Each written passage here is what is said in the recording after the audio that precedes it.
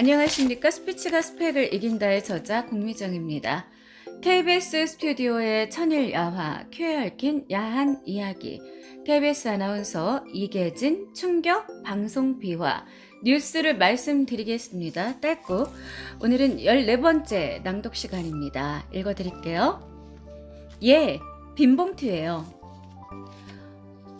오프닝 개그 한 토막. 신춘 스포츠 대축제 농구 경기가 한창 열을 뿜던 어느 해 어느 날 가열찬 중계방송을 하던 에치모 아나운서는 중계가 잘 되자 신명이 살아났다. 아나운서 슛! 골인! 네, 좋습니다. 저 선수는 여우같이 슛을 잘하는군요. 해설자 네, 잘하는만요. 아나운서 어느 팀의 얘기일까 점쳐보시죠. 해설자 점은 못 치갔는데요. 얼마 후 너무 심했으며 미신 조장님이라는 심의 지적이 있었다. 세상을 살다 보면 크고 작은 사건들이 많이 터지고 많은 일을 겪게 된다. 그 가운데는 사건이라고 하기에는 어울리지도 않는 작은 일도 있고 혼자 겪기에는 벅찰 정도로 큰 일도 있다.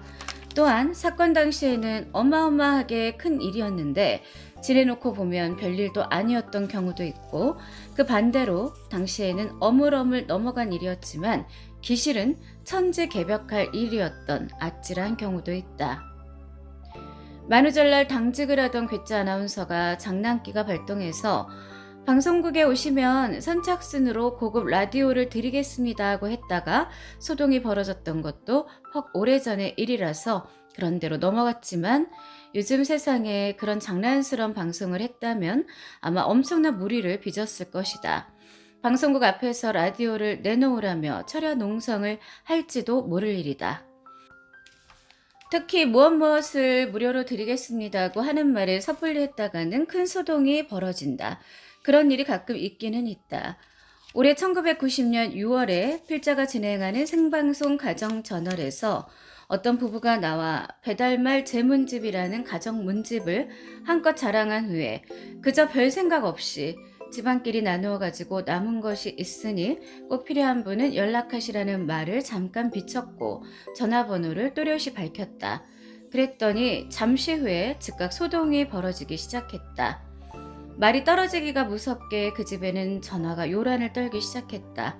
그뿐이랴 평소 자주 전화번호를 알려왔던 가정전화 제작 사무실에도 전화통에 불이 날 지경이었다. 일을 못할 정도였다. 처음에는 그냥 일시적인 호기심이려니 하고 생각했다. 그러나 사태는 매우 심각했고 절대로 일과성 전화가 아니라는 증거가 생겼다. 죄 없는 MC에게까지 전화가 걸려와서는 제발 부탁이니 그 책 한 권만 구해달라는 전화가 여기저기서 걸려오는 것이었다. 그때마다 출연했던 부부의 전화를 알려주는 식으로 가볍게 처리했다. 그러나 시간이 흐를수록 통화 내용은 짜증스러워졌고 거칠어졌다. 얼마나 많은 전화와 편지가 왔는지 모른다.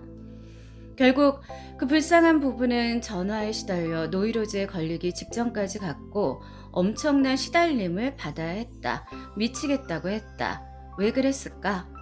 시청률이 높아서? 책이 좋아서? 단순한 호기심에서? 책을 사랑하는 사람이 많아서? 여러 가지 요인이 복합됐겠지만 공짜라서와 빠지지 않으려고의 요인이 가장 컸을 것 같다. 한국인의 특성이다. 그날 출연했던 부인의 말은 다음과 같았다. 방송이 그렇게 무서운 것인지 몰랐어요. 다시는 방송에 안 나갈 겁니다. 정말입니다. 어느 해인가 연초에 특집 방송을 하면서 올해는 무슨 해니까 무슨 띠 부부들께서 이 방송 시청하시면 방송국으로 달려오십시오. 방송 끝나기 전에 오시는 부부에겐 선물을 드리겠습니다 했다. 가족과 함께 지내는 명절 분위기에 선물에 미치지 않고서야 누가 방송국으로 올 것이며 같은 띠 부부가 얼마나 있을 것이며 생방송 끝날 때까지 오면 과연 몇 쌍이나 오랴. 더구나 이 추운 여의도까지 하는 생각이었다. 그러나 자가용 타고 택시 타고 몰려든 극성 부부들 때문에 방송국에는 소동이 벌어졌다. 그 통의 제작자는 혼쭐이 났다고 한다. 방송, 특히 생방송은 더더욱 무섭고 위험스러운 것이다. 사고의 화약고다. 전화로 진행하는 생방송의 해프닝을 소개한다. 달리는 라디오 센터에 무엇이든 물어보세요 시간이었다. 에치모 여자 아나운서가 진행하는 어린이 방송 시간이었다. 전화가 걸려왔다. 어린이. 드라이 아이스와 얼음의 차이는 뭐예요? 박사님. 네, 드라이 아이스는 이렇고 얼음은 저렇고. 생략. 알겠어요, 어린이? 아나운서. 잘 아셨지요? 어린이. 네, 잘 알았습니다. 이 엑스하려나? 뚝. 아니, 이럴 수가. 팔자에도 없는 욕을 먹다니. 이건 애교라고 치자. 필자는 혼비백산한 적이 있다. 1980년 11월 어느 날이었다. KBS 라디오 오후의 교차로를 진행하던 중에 기절 초풍할 일이 일어났다. 전화를 걸어놓고 생활 상담을 하고 있었다. 생방송 전화 상담은 늘 아슬아슬하다. 진행하는 아나운서는 늘 긴장해야 한다. 전화 상태와 청취자의 말솜씨, 교육 수준 정도가 항상 진행자를 아슬아슬하게 만드는데 건강 상담을 할 때 혐오감 주는 표현, 법률 상담을 할 때 치정 관계성 난잡한 표현 때문에 난처할 때가 많다. 혹시 불순분자가 불쑥 나타나서 불온한 말을 내뱉고 나면 어쩌나 하는 염려도 늘 부담스럽다. 걸려온 전화를 되거는 식으로 안전장치를 하지만 위험 요소는 항상 도사리고 있다. 당시는 김대중 사건으로 한일 관계가 긴장돼 있었다. 스즈키 수상이 일본 의회에서 행한 내정 간섭적인 발언으로 국내는 연일 일본 규탄의 소리가 드높을 때였다. 일이 터지던 날은 병무상담 시간이었다. 병무청 황성관 공보계장과 순조롭게 상담을 진행하던 중 어떤 중년의 남자가 전화를 해왔다. 전화 연결됐습니다. 말씀하십시오. 여보시오. 병무상담만 하지 말고 말이요. 아차, 이 사람이 무슨 소리를 하려고 이러지? 선생님, 무슨 말씀이십니까? 이순신 장군 동상 밑에서 서울 시민이 지켜보는 가운데 김땡땡이를 총살시킵시다. 뚝. 당시의 정치 상황이 얼마나 험악했는가. 진행자, 상담자, PD, 엔지니어 모두 얼굴이 하얗게 질렸다. 그러나 엄청난 일이 일어났을 때는 오히려 대수롭지 않은 반응이 유효함을 알기에 시침이 뚝 떼고 그냥 가벼운 말투로 한마디 잘랐다. 네, 병무상담을 원하는 분들을 위해서 장난 전화는 삼가 주십시오. 다음 분의 전화 연결하겠습니다. 여보세요? 휴. 그날의 생활 상담은 갈팡질팡으로 끝났다. 왜냐하면 사고 뒤의 후유증이 어떨까 하는 염려 때문이었다. 만약에 김땡땡은 우리의 영웅이니 살려야 합니다 하는 말이 나갔다면 당시의 KBS는 쑥밭이 됐을지도 모를 시대 상황이 아니었던가. 쑥밭은 몰라도 콩밭의 가능성은 있었을 것이다. 간이 콩알만해진 사람이 여러 명 있었던 것도 사실이니까. KBS 부수고 콩밥 만들기가 그렇게 어렵지도 않았을 것이다. 생방송 중에 실수에는 애교성 실수와 아찔성 실수가 있다. 애교성 실수에는 이런 것도 있다. 1981년 9월 초 열 이틀 동안 수재민 돕기 성금모금 캠페인 방송이 있었다. 태풍 에그니스가 핥히고 간 자리마다 엄청난 수해가 있었다. TV와 라디오를 동시에 열어놓고 모금 방송을 무려 13시간이나 계속했다. 성과가 대단히 컸다. 당시 금액으로 20억 원이었다. 국민의 호응이 컸기 때문에 진행하는 아나운서들이 퍽 바빴다. 메인 MC는 물론이고 각 지역방송국 아나운서와 현장에 나간 중계차 아나운서도 바빴다. 그러나 몸은 고되었지만 성과가 컸으므로 신명이 났다. 모금 방송이 진행 중인 스튜디오 한쪽에는 전화로 접수하신 분에 대한 속성 발표대가 있었다. 속사포로 명단을 쏘아대는 곳이다. 어디에서 무슨 일 하시는 분이 얼마를 내셨습니다. 이런 식이다. 돈 낸 사람만 바뀔 뿐이다. 그런데 똑같은 형식의 말을 계속하다 보니 지루하게 느껴지므로 간단하게 줄여서 하기로 했다. 잘 나가다가 이 부분에서 이상하게 돼버린 것이다. 메모판을 보고 읽어 내려갔다. 대전 무슨 상회 10만원, 청주 무슨 슈퍼 10만원, 원주 무슨 양품 10만원, 춘천 멍텅구리 만원. 뭐? 멍텅구리 만원? 그렇게 하고 나니 춘천에서 어떤 멍텅구리가 단돈 10,000원을 보냈다는 뜻이 돼버렸다. 알고 보면 대중 음식점 이름이 멍텅구리였기 때문에 이상하게 됐는데, 풀어서 설명하면 춘천에서 멍텅구리라는 식당을 경영하시는 분이 10,000원을 보내주셨습니다 하고 설명했어야 하는 것인데 꼴이 우습게 됐다. 춘천에서 멍텅구리 10,000원, 본의 아니게 결례했고 애교성 실수를 했다. 그러나 결국은 아나운서가 성금 기탁자에게 물을 먹인 셈이다. 이번에는 성금 기탁자가 방송국에 물을 먹인 경우다. 일종의 우연한 복수극이다. 어느 해인가 역시 사랑의 성금 모금 방송을 하던 때다. 성금 기탁자들이 줄줄이 서서 봉투를 하나씩 들고는 진행 MC와 인터뷰의 기회를 기다리고 있었다. 그러나 어떠니 되게 적은 돈을 가지고 온 사람들은 모금함에 빈 봉투만 쾌척하고 돈은 이미 접수대에서 빼냈음, 부끄러운 모습으로 사라지고, 어떠니 액수가 좀 큰 경우는 아나운서와 몇 마디 나눈다. 그런데 어린이의 경우는 그냥 보내지 않고 한두 마디 건네는 게 보통이다. MC: 아이고, 이번에는 귀여운 어린이입니다. 어서 오세요. 어린이. MC: 몇 살이에요? 어린이: 5살. MC: 5살? 착하구나. 이름은? 어린이: 김종호. MC: 그래, 종호군, 이게 뭐야? 어린이가 들고서 온 봉투를 가리키며 훌륭한 답변을 기대했다. 예를 들면, 불쌍한 사람들에게 드리려고요, 용돈을.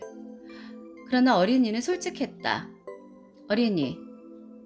MC를 쳐다만 본다. MC: 이게 뭡니까? 어린이: 빈 봉투요. 어린이에게 방송국이 깨끗이 당했다. TKO. 아찔성 실수는 대부분 대통령에 관한 언급 또는 정치나 국방 안보 등에 관련된 것들인데, 반공을 국시의 제일로 삼은 우리나라에서는 자칫 잘못했다가는 빠져나갈 길이 없는 실수를 하게 된다. 방송 중에 긴장해야 하는 요인 중에 하나다. 생방송 중에는 더욱 긴장해야 한다.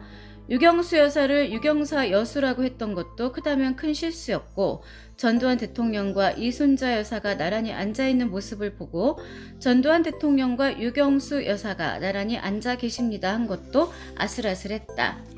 지방 소식을 전하는 어느 지역 아나운서는 네트워크 릴레이를 통해 목격담이라며, 술에 취해 얼굴이 벌건 군인들이 시외버스를 타고 가면서 어쩌고 하는 소식을 늘어놓았다가 곤혹을 치른 일도 있다.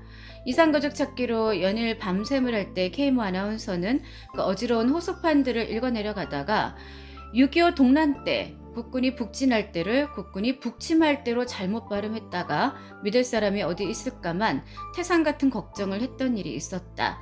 공화당을 공산당이라고 읽었다가 기절초풍하고 덜덜 떤 사람. 남산에는 개나리가 만발했습니다 라고 한다는 것이 남산에는 개다리가 만발했습니다 라고 했다가 오해를 받은 사람도 있다. 개다리는 권총의 은어며 당시는 5.16 혁명 직후라서 권총찬 군인들이 힘쓸 때였다. 1990년 6월 29일 아침, 안녕하십니까 시간에 S모 아나운서는 기상천외한 통폐합을 단행했다. 즉 6.29 선언 3주년이 되는 그 아침에 6.29 동란이라고 했던 것이다. 며칠 전까지 반복했던 6.25 동란 바이러스가 잠복기 만료와 함께 터져나온 것이다. 6.25와 6.29의 합병증이다. 그러나 심의보고 현장에서도 폭소만 터졌을 뿐 예전 같지는 않았다. 민주화가 됐다는 뜻인가? 감청 또는 심의보고라는 것도 약간의 재수가 힘을 쓰는 때가 있다. 감청자가 스쳐 지나가면 모르고 넘어가는 수도 있는 것이다. 그러나 아나운서는 항상 재발이 저려서 전전긍긍한다. 실수와 오바를 해놓고는 혼자서 공상을 떠는 경우도 많다. 1969년 칼기가 납북됐을 때의 일이었다. TBC 뉴스 시간에 남녀가 더블로 진행했다. 칼 납북 규탄대의 소식을 전하던 Y모 여자 아나운서는 사회정의에 입각해서 한다는 것이 그만 사회주의에 입각해서로 오발됐다. 발을 정자가 임금주로 착시된 것이었다. 평양방송 같으면 여러 아나운서가 아우지로 가지 않았을까? 뉴스를 계속하면서도 Y 아나운서는 잘못을 모르는지 전혀 아무렇지도 않은 표정이었다. 오히려 같이 뉴스를 하던 남자 아나운서가 뒷일이 염려되어 안절부절 못했다. 그래서 뉴스를 끝내기 직전에 정정 멘트를 넣기로 했다. 의논할 새도 없는 독자적인 결정이었다. 뉴스 도중에 사회주의에 입각해서라고 한 것은 사회 정의에 입각해서의 잘못이었습니다. 바로잡습니다. 뉴스가 끝났을 때 거짓으로 모처에서 전화가 왔었다고 하자 Y 아나운서는 눈이 동그래지며 어머나 하고 놀랐다고 한다. 전혀 몰랐다는 이야기다. 통치권을 건드릴 뻔했던 일이 있다. 즉 대통령 이름으로 보낸 오후의 교차로 희망음악 엽서 사건이었다. 세상에 대통령 이름으로 희망음악 엽서를 보내다니 하겠지만 희망음악 엽서는 분명히 대통령 이름으로 보낸 것이었다. 사연을 먼저 읽고 뒤집어 주소를 읽는 경우를 생각해보자. 애청자의 엽서를 소개해드리겠습니다. 희망음악은 조용필의 새들의 합창. 같이 듣고 싶은 사람은 고교 시절에 마지막 겨울방학을 보내고 있는 형기 명수와 같이 듣고자 합니다. 보내신 분은 엽서를 뒤집는다. 전라북도 부안군 허서면 장신리 408번지 전두 하고 보니까 끝자가 환이었다. 순간의 고민은 컸다. 전두성 씨입니다. 엽서 감사합니다. 얼결에 전두성이라고 장명을 했다. 이유는 분명했다. 혹시 통치권을 부정하는 사람들의 장난일지도 모르는 엽서를 생각 없이 또는 의도적으로 읽었다는 억울한 누명과 비난을 면하기 위해서였다. 지금에 와서는 마구 불리는 이름이 됐지만 당신은 그 이름을 함부로 부르지 못했던 사회 분위기였지 않은가. 아나운서는 연약했고 질에 겁먹을 수밖에 없었다. 실제 청취자일 수도 있지만 생방송의 현장에서는 의심스러웠다. 또 있다. 아직도 필자가 가지고 있는 엽서를 공개해보면 영부인과 산부요인 그리고 내각의 주요 인물들이 모두 희망음악이나 퀴즈 정답 엽서를 보낸 것으로 돼 있다. 그렇게 낭만적인 정보였나? 전라남도 보성군 복례면 동교리 1구 이순자, 충북 제천시 의림동 27-21번지 최규하, 서울 성동구 영답동 160-7호 11통 8반 유태홍, 서울 용산구 도원동 14통 5반 4번지 5호 서정화, 충북 청주시 사창동 383번지 6통 4반 김수학, 강원도 삼척군 도계읍 흥전 1, 2 김진만, 서울 영등포구 영등포동 99-1 이순자. 그 무렵에 간추려 모아둔 것만 이렇다. 수상한 이름들이 한꺼번에 몰리다니. 똑같은 이름이 당연히 있겠지만 우연하게 느껴지진 않았다. 그렇게 생각할 수밖에 없는 이유와 증거가 있다. FMPD 에치모 씨는 희망음악 엽서의 주소를 이용해 교묘하게 접선했던 간첩의 배후 조사 때문에 관계기관에 출두해서 조사를 받은 적이 있는데 1000분의 1의 확률이라도 이용하는 간첩들의 생리에 혀를 내두를 일이다. 그래서 희망음악 엽서의 자세한 번지 통반, 생일 등 암호가 될 만한 숫자는 읽지 않는 것이 좋다고 한다. 특히 아무 날은 제 생일입니다. 그날 꼭 엽서를 소개해 주세요 하는 것은 주의해야 한다고 한다. 옥석을 가리기는 힘든 일이다. 청취자들의 엽서 장난은 그 후에도 한두 번 있었는데 희한하게도 신청자는 전 땡땡이었고 공목은 인순이의 떠나야 할 그 사람이었다. 아나운서 물먹이기 작전이었는지도 모른다. 그러나 이런 것은 밖에서는 전혀 알지도 못하는 우리만의 소동이지만 방송과 청취자가 함께 난리를 치고 소동을 빚은 일이 있었다. 기억에도 생생하게 국민 여러분 이것은 실제 상황입니다 하던 민방위 본부의 호들갑. 그러나 당시에야 정말 전쟁이 터진 걸로 알고 공포에 떨었던 순간이 아닌가? 당시에 묘하게도 비행기의 귀순 내지는 불시착이 연이어져서 우리를 어리둥절하게 만들었다. 이용평 씨가 귀순할 때 민방공 사이렌이 울렸으나 시민들은 훈련 상황인 줄로 알거나 그저 고개를 갸우뚱거리며 어리둥절하기만 했다. 그래서 민방위 본부에서는 위험하다는 생각에 훈련 지침을 통고했는데 훈련 상황은 항상 예고를 할 것이며 예고 없는 사이렌은 실제 상황으로 알라는 것이었다. 그런 일이 있은 지 얼마 후인 1983년 4월 25일 새벽, 전두환 당시 대통령이 KBS를 순시한 자리에서 대공태세 강화를 지시했다. 스튜디오에는 민방공 실제방송 시나리오와 민방공 훈련 경보방송 시나리오가 준비되는 등 만약의 사태에 대비했다. 그 시나리오를 볼 때마다 기분이 이상했다. 그런데 이것이 무슨 운명의 장난이랴. 며칠 후인 5월 5일 어린이날 낮 2시경 중부전선 땡땡기지, 어디인 줄 다 아는데도 계속 땡땡기지임. 간첩은 바보인가 보다. 중국 민항기가 불시착했던 것이다. 그러나 그거야 나중에 안 일이지. 사이렌 울릴 때 누가 민항기의 불시착인 줄 알았느냐 말이다. 그날 1983년 5월 5일 오후 2시 5분에는 서울운동장 야구장에서는 강성희 아나운서가 어린이날 대잔치 입장식 실황 중계를 하고 있었고, 스튜디오에는 2시 20분부터 있을 오후의 교차로 어린이날 특집 방송을 준비하던 손석기 신은경 아나운서가 대기 중이었다. 그런데 2시 5분에 갑자기 민방공 경계경보 사이렌이 울리더니 민방위 본부에서 알려드립니다. 지금 이것은 실제 상황입니다를 반복하면서 숨이 넘어가는 것이 아닌가. 공포, 전율. 신은경 아나운서가 겁에 질린 듯 여자답고 후배답게 선배님 어떻게 하지요? 하면서 당황하는데 손석기 아나운서는 남자답고 선배답게 실이 의연하게 행동했다는 후문인데 혹시 너무 놀란 나머지 일시 신경둔화 현상이 일어났던 것 아니냐 하는 추측도 있었다. 참고해야 할 것은 손석기 아나운서의 고향이 충주라는 사실이다.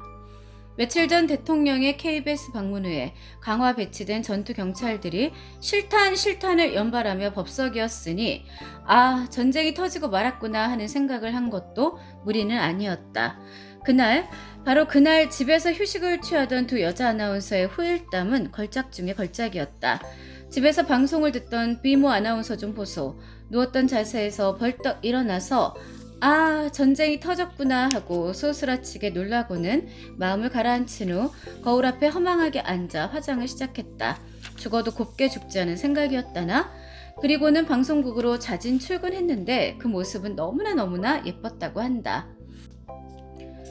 집에서 갓난딸을 보고 있던 박경희 아나운서의 후일담은 우리 미아는 어쩐담? 지금 생각하니 우습지만 당시에는 그 얼마나 기막힌 멘트냐 말이다. 생각해보면 모두가 우리나라에서만 있는 일일 듯 싶다. 한국적인 상황 또 하나. 1983년 7월 20일 오후 4시 30분 필자는 녹화 생방송에 지쳐서 책상에 엎드려 있었다. 그런데 갑자기 중앙홀로부터 화급한 전화가 왔다. 이계진 씨, 넥타이 맸지? 아니요, 지금 다 풀어 헤치고 있는데요. 빨리 넥타이 메고 중앙홀로, 곧 헤이그 장관이 KBS에 오는데 빨리 내려와. 순간 큰일이다. 영어도 잘 못하는데 어떻게 인터뷰를 한담? 하는 생각이 번뜩 스쳤다. 당시는 이상가족 찾기로 KBS가 장터처럼 혼잡한 때였다. 그 상황을 보러 온 듯 했다. 급하다는 말에 잔뜩 신경 쓰며 머리 빗고 넥타이 메고 정장하고 헤이그 장관과 인터뷰할 몇 마디 영어를 머리에 구상해 가며 황급히 중앙홀로 내려갔다. 현장에 도착하니까 벌써 붉은 카페트를 깔아놓고 KBS 임원들이 도열해 있었다. 필자는 한 장의 메모지를 건네받았다. 그런데 이게 뭐냔 말이다. 메모지에는 다음과 같이 씌어 있었다. 전 미 국무장관이신 헤이그 장군께서 저희 방송국을 방문해 주셨습니다. 여러분 뜨거운 박수로 환영해 주십시오. 결국 헤이그 장관의 모습은 가까이서 보이지도 않는 구석에 서서 장내 마이크를 잡은 나는 메모지를 비명처럼 가열차게 읽었는데 우습기도 하고 허탈하기도 했다. 여러분 박수로 미스터 헤이그, 당신 나한테 찍혔어? 이번에는 다른 나라에서 있었던 해프닝을 간략하게 살펴보자. 1986년 12월 31일 밤 8시 서독의 ARD-TV는 재미있는 실수를 했다. 폴 수상의 1987년 신년 인사를 녹화방송으로 내보낸다는 것이 그만 실수로 지난해 것을 재방송했다. 시청자의 항의가 빗발쳤다. 수상실 대변인은 정치적인 악의에서 나온 계산된 실수라고 비난했다. 그러나 야당의 사회민주당은 작년 것이나 금년 것이나 별 차이가 없을 것이니까 문제될 것 없다고 꼬집었다. 칼기 격추 사건과 관련된 안드로포프 서기장의 성명을 읽던 한 소련 아나운서는 뒤죽박죽이 된 기사를 읽어버려 무리를 빚었다. 편집자의 부주의로 인한 있을 수 없는 실수로 소련 TV의 보도 책임자가 문책됐던 대형 사고였다. 그 몇 달 전에는 모스크바 라디오의 영웅 다체프 아나운서가 뉴스를 하다가 소련이 아프가니스탄을 침공했다고 해서 큰 난리가 났던 일이 있었다. 세계적인 화제였다. 다체프 아나운서는 고의적인 실수라는 제목으로 고향의 정신병원에 입원됐다는 후문까지 있었다. 방송장의 아나운서의 신세팔자는 여기나 거기나 부담 가고 아슬아슬하기는 마찬가지인가 보다. 아직까지 우리는 정신병원에 강제 입원된 사람은 없어 다행이라 위안 삼아야 겠다.